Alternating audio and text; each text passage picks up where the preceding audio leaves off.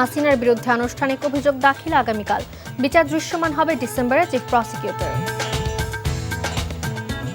সংস্কারের কথা বলে ক্ষমতা দীর্ঘ করতে চায় সরকার, নির্বাচন হতে হবে ডিসেম্বরেই, বিএনপি।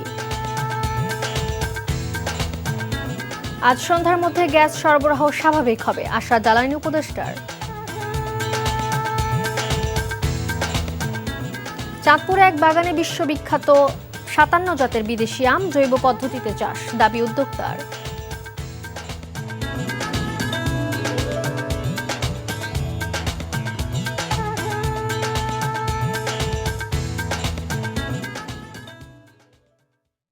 হোসাইন স্বাগত জানাচ্ছি এনটিভির দেশের খবরে। ক্রাউন সিমেন্ট শিরোনাম দেখছিলেন, এবারে পুরো খবর। রোববার শেখ হাসিনার বিরুদ্ধে আন্তর্জাতিক অপরাধ ট্রাইব্যুনালে আনুষ্ঠানিক অভিযোগ গঠন করা হবে বলে জানিয়েছেন চিফ প্রসিকিউটর তাজুল ইসলাম। সকালে জাতীয় প্রেস ক্লাবে মানবাধিকার সংগঠন অধিকার আয়োজিত আলোচনা সভায় তিনি একথা জানান। বলেন, এবছরের মধ্যেই দৃশ্যমান হবে জুলাই গণহত্যার বিচার, আর গুমের শিকার ব্যক্তিদের ক্ষতিপূরণ দেওয়ার দাবি জানিয়েছে মানবাধিকার সংগঠন অধিকার। ডিসেম্বরের পরে জাতীয় নির্বাচন নিয়ে যাওয়ার কোনো কারণ নেই, কারণ দেখছেন না বিএনপি। নির্বাচনের কথা শুনলেই নারাজ প্রধান উপদেষ্টা। এমন মন্তব্য করে দলটির নেতারা বলছেন, একটি গোষ্ঠী ক্ষমতা দীর্ঘায়িত করতে সংস্কারের কথা বলছে। তারা আরও বলছেন, গণতান্ত্রিক প্রক্রিয়াকে বাধাগ্রস্ত করতে দেশি বিদেশি ষড়যন্ত্রের মাধ্যমে ফ্যাসিবাদ বিরোধী ঐক্যের মধ্যে ফাটল ধরানো হচ্ছে। বিস্তারিত ইফতিখার রেজার রিপোর্টে। শহীদ প্রেসিডেন্ট জিয়াউর রহমানের ৪৪তম শাহাদাত বার্ষিকী উপলক্ষে জাতীয় শিল্পকলায় শনিবার আলোকচিত্র ও হস্তলিপি প্রদর্শনীর আয়োজন করে বাংলাদেশ জাতীয়তাবাদী সামাজিক সাংস্কৃতিক সংস্থা জাসাস। সকালে এই প্রদর্শনীর উদ্বোধন করেন বিএনপির স্থায়ী কমিটির সদস্য গয়েশ্বরচন্দ্র রায়। এ সময় বিএনপির প্রতি সরকারের অবস্থানের সমালোচনা করে তিনি বলেন, দেশে গণতন্ত্র পুনঃপ্রতিষ্ঠার জন্য দরকার হলে নির্বাচন আদায় করে নেওয়া হবে। এদিকে রাজধানীর ডিপ্লোমা ইঞ্জিনিয়ার্স ইনস্টিটিউশনে কৃষক দলের আলোচনা সভায় সালাউদ্দিন আহমেদ বলেন, কুচক্রী মহল চায় না দেশের নির্বাচন ও গণতন্ত্র প্রতিষ্ঠিত হোক, তারা বিদেশি প্রভুদের চায়। পরস্পর আমাদের মধ্যে বিভক্তি সৃষ্টির মধ্য দিয়ে কেন জানি একটি গোষ্ঠী তাদের ক্ষমতাকে দীর্ঘায়িত করার জন্য অথবা ফেসিবাদী শক্তি এই সমস্ত কূটচালের মধ্য দিয়ে আবার পুনর্বাসিত অথবা ফিরে আসার জন্য চেষ্টা করছে। আজকে সংস্কারের কথা বলছে। সংস্কারের মহাকাব্য তো আমরা রচনা করেছি এই সরকার ক্ষমতায় গ্রহণের দায়িত্ব গ্রহণের আরো ১-১.৫ বছর আগে। সংস্কার কমিশনের সব প্রস্তাবে সব রাজনৈতিক দলের কেন একমত হতেই হবে এমন প্রশ্ন তুলে বিএনপির এই নেতা আরও বলেন, সংস্কারের কথা বলে বিলম্বিত করা হচ্ছে জাতীয় নির্বাচন। রাষ্ট্র আমরা গণতান্ত্রিকভাবে এগিয়ে গিয়েছি। এদিকে শাহজাহানপুরে জিয়াউর রহমানের মৃত্যুবার্ষিকী উপলক্ষে দুস্থদের মাঝে খাবার বিতরণ করেন মহিলা দলের সভাপতি আফরোজা আব্বাস। Iftekhar Reza, NTV news, Dhaka. শিল্প কারখানাগুলোতে গ্যাস সংকট থাকবে না এবং সন্ধ্যার দিকে স্বাভাবিক হয়ে আসবে বলে জানিয়েছেন সড়ক পরিবহন ও খনিজ মন্ত্রণালয়ের উপদেষ্টা মোহাম্মদ ফজল কবির খান। সকালে সাভারের আশুলিয়ার ডিইপিজেড এলাকায় United power generation and distribution company লিমিটেডের বিদ্যুৎ উৎপাদন কেন্দ্র পরিদর্শন শেষে তিনি একথা বলেন। উপদেষ্টা বলেন, 4টা নতুন এলএনজি কার্গো এসেছে, সরবরাহ শুরু হয়ে গেছে, তাই শিল্প মালিকদের গ্যাস সংকট নিয়ে আর ভোগান্তিতে থাকতে হবে না। চলমান পল্লী বিদ্যুৎ সমিতির কর্মচারীদের আন্দোলন প্রসঙ্গে বলেন, আন্দোলনের কোনো কারণ নেই। সমুদ্র উত্তাল থাকায় ওই যে গ্যাসটা নামানো সম্ভব হয় না। গ্যাসের জাহাজ থেকে তো ইয়েতে ওই যে আমাদের পাইপলাইনে পাঠাতে হবে, এটা আজকে থেকেই বাড়বে। অলরেডি 50 MMCFD বাড়ছে, আরও 100-150 MMCFD বাড়বে। জয়পুরহাটের কালাই উপজেলার হিমাইল গ্রাম থেকে নিখোঁজের 7 দিন পর রাদিয়া আক্তার রুহি নামের 4 বছরের শিশুর মরদেহ উদ্ধার করেছে পুলিশ। গতরাতে বাড়ির টয়লেটের সেপটিক ট্যাঙ্ক থেকে তার মরদেহ উদ্ধার করা হয়। এই ঘটনায় পুলিশ তার বাবা ও সৎমা সহ 4 জনকে গ্রেপ্তার করেছে। পুলিশ জানান, রাহিদা আক্তার রুহি হিমাইল গ্রামের আব্দুর রহমানের প্রথম স্ত্রীর সন্তান। তার মায়ের সাথে বাবার বিচ্ছেদ ঘটলে রুহি মায়ের সাথে একই গ্রামে নানার বাড়িতে থাকত। গত 24শে মে রুহি তার দাদির সাথে দেখা করতে গিয়ে নিখোঁজ হয়। এই ঘটনায় শিশুটির মা আরজাইনা আক্তার কালাই থানায় জিডি করলে শুক্রবার রাতে বাড়ির সেপটিক ট্যাঙ্কের ভেতর থেকে বস্তাবন্দি রুহির মরদেহ উদ্ধার করে। এ ঘটনায় পুলিশ রুহির বাবা আব্দুর রহমান, সৎমা সোনি আক্তার, চাচা রনি মিয়া ও জিয়াকে গ্রেপ্তার করে। বঙ্গোপসাগরে নিম্নচাপের প্রভাবে সারা দেশে হালকা থেকে ভারী বৃষ্টিপাত হয়েছে। এতে বিভিন্ন স্থানে পানি বেড়ে প্লাবিত হয়েছে নিম্নাঞ্চল।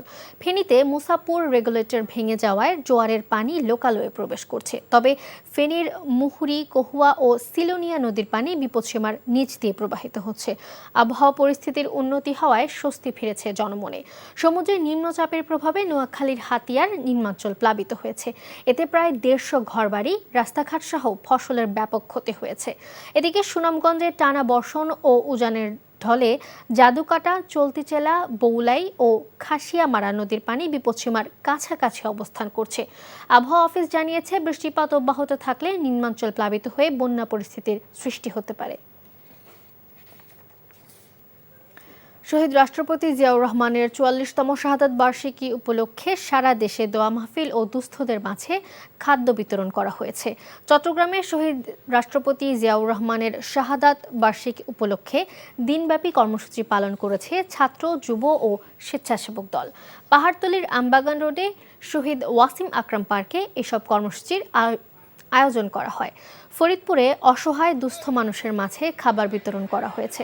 ময়মনসিংহে অসহায় মানুষকে চিকিৎসা সেবা ও বিনামূল্যে ঔষধ বিতরণ করেছেন বিএনপি নেতা ডক্টর মোফাক্খারুল ইসলাম রানা। বরিশালে আলোচনা সভা, দোয়া ও কাঙালি ভোজের আয়োজন করেছে মহানগর বিএনপি। মেহেরপুরে আলোচনায় বক্তব্য রাখেন সাবেক সংসদ সদস্য মাসুদ অরুণ।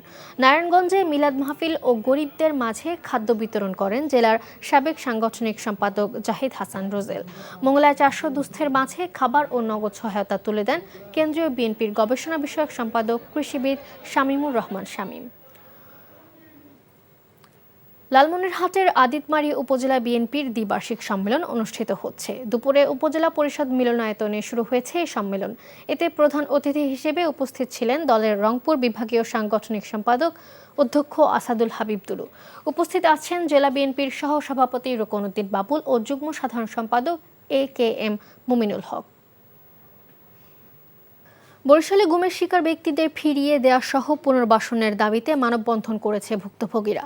দুপুরে নগরীর অশ্বিনী কুমার হলের সামনে অধিকার বরিশালের উদ্যোগে এই কর্মসূচিতে বক্তারা বলেন, গুমের ঘটনায় জড়িতদের বিচার সহ দেশ থেকে গুম প্রথা চিরকালের মতো বিদায় করতে হবে। পরিবারের উপার্জনকারী ব্যক্তিকে হারিয়ে অসংখ্য পরিবার মানবেতর জীবনযাপন করছেন। তাই গুমের শিকার পরিবারগুলোর আর্থিক ও সামাজিক নিরাপত্তা নিশ্চিতে অবিলম্বে সরকারি সহায়তার দাবি জানান তারা।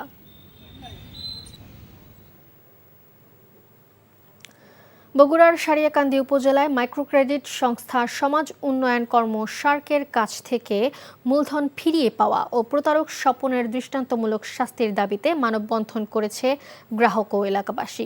দুপুরে উপজেলার হাটফুলবাড়ি ইউনিয়নের হরিণা এলাকায় এই কর্মসূচি পালন করা হয়। এ সময় তারা বলেন, গাবতলী উপজেলার দুর্গাহাটা ইউনিয়নের স্বপন মাইক্রোক্রেডিটের নামে প্রতারণার ফাঁদ পেতে সাধারণ গ্রাহকের কোটি কোটি টাকা হাতিয়ে নিয়েছে। পরে টাকা ফেরত চাইলে গ্রাহকদের ভয়ভীতি ও মামলা দিয়ে হয়রানি করা হয় বলে অভিযোগ করেন তারা।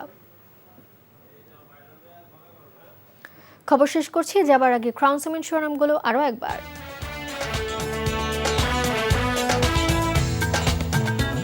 হাসিনার বিরুদ্ধে আনুষ্ঠানিক অভিযোগ দাখিল আগামীকাল, বিচার দৃশ্যমান হবে ডিসেম্বরে, প্রসিকিউটর। সংস্কারের কথা বলে ক্ষমতা দীর্ঘ করতে চায় সরকার, নির্বাচন করতে হবে ডিসেম্বরেই বিএনপি। আজ সন্ধ্যার মধ্যে গ্যাস সরবরাহ স্বাভাবিক হবে, আশা জ্বালানি উপদেষ্টার। চাঁদপুরে এক বাগানে বিশ্বখ্যাত 57 জাতের বিদেশি আম, জৈব পদ্ধতিতে চাষ, দাবি উদ্যোক্তার। এই ছিল দেশের খবরে। এই খবরের ভিডিও সহ আপডেট জানতে ভিজিট করুন NTV অনলাইন www.ntvbd.com। এছাড়াও NTVর জনপ্রিয় সব অনুষ্ঠান ও খবরের আপডেট জানতে ভিজিট করুন আমাদের ইউটিউব ও ভেরিফাইড ফেসবুক পেজ।